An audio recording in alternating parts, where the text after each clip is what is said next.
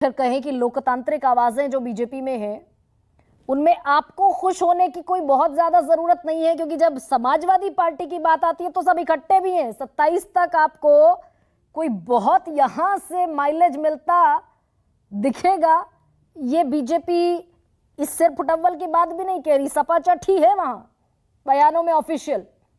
गरिमा जी, देखिए, जो मैं बार बार कहती हूँ कि आप बहुत ब्रिलियंट पत्रकार हैं, ये वास्तविकता है आपके बारे में।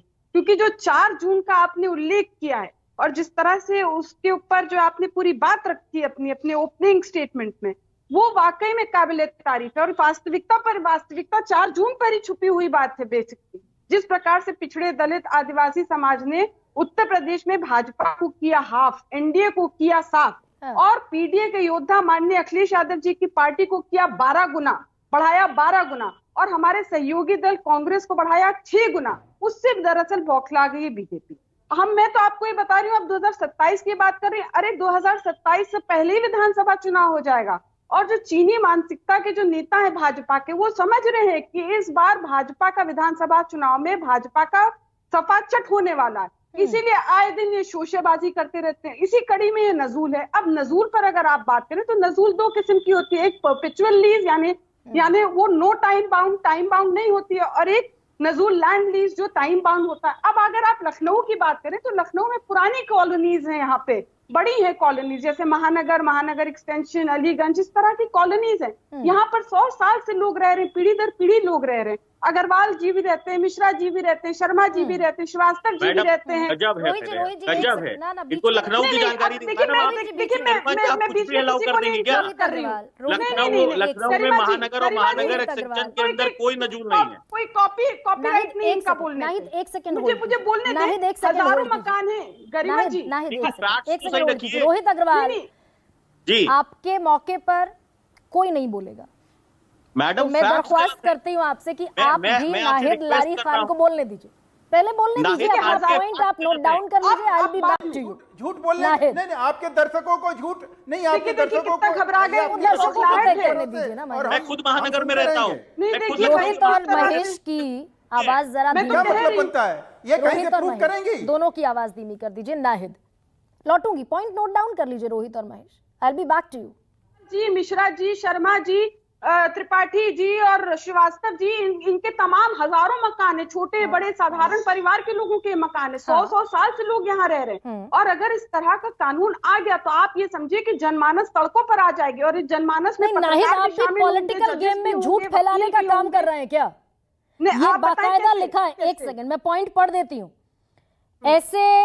ऐसी किसी भी भूमि पर जहां आबादी रहती है जिसका व्यापक जनहित में उपयोग है, उसे नहीं हटाया जाएगा, कोई बेदखली नहीं होगी। तो आप भी पॉलिटिक्स कर रहे हैं, गलत बयानी कर रहे हैं। इसमें ये भी लिखा है कि जो लीज पर लैंड है उनका लैंड रिन्यू नहीं होगा। तो क्या लैंड इन लोग का रिन्यू नहीं होगा? नहीं, रिन्यू होगा ये भी लिखा, ये भी गलत जानकारी है नाहिद। जिन्होंने समय से अपनी एक सेकेंड, जिन्होंने समय से लीज रिन्यूअल के लिए पैसा फीस जमा करा दिया, उनका लीज रिन्यूअल होगा, ये भी गलत बयानी कर रहे हैं आप। लेकिन उसमें डीएम को भी प्राविधान दिया है कि वो लीज का अमाउंट बढ़ा सकते हैं, लीज रिन्यू होगा कि नहीं होगा, ये डीएम को इसकी पावर दिया है। ये भी मैंने पढ़ा है गरिमा जी। ये तो हमेशा से है नाहिद कि सरकार उसे रद्द कर दे या कंटिन्यू कर दे। भाई सरकार कहाँ अपना डेवलपमेंट प्रोजेक्ट लेकर जाएगी? गरिमा जी, अगर ये कानून इतना ही अच्छा था तो पारित कर देते। जिस तरह से सिद्धार्थनाथ सिंह श्रीवास्तव और बीजेपी के जो प्रदेश अध्यक्ष हैं भूपेंद्र जी और तमाम जो नेता हैं बीजेपी के, क्यों विरोध कर रहे हैं? वो तो स्पष्ट इसीलिए विरोध कर रहे हैं ना, क्योंकि समाजवादी पार्टी की बात की पुष्टि कर रहे हैं। समाजवादी पार्टी शुरू से कह रही है ये जो कानून आ रहा है ये जनमानस के विरुद्ध कानून है, ये जनमानस का घर उजाड़ने का कानून है, और लेकर अधिकारियों के ऊपर तोहमत लगाना, उनके ऊपर दोषारोपण करना, तो ये बेकार बात है।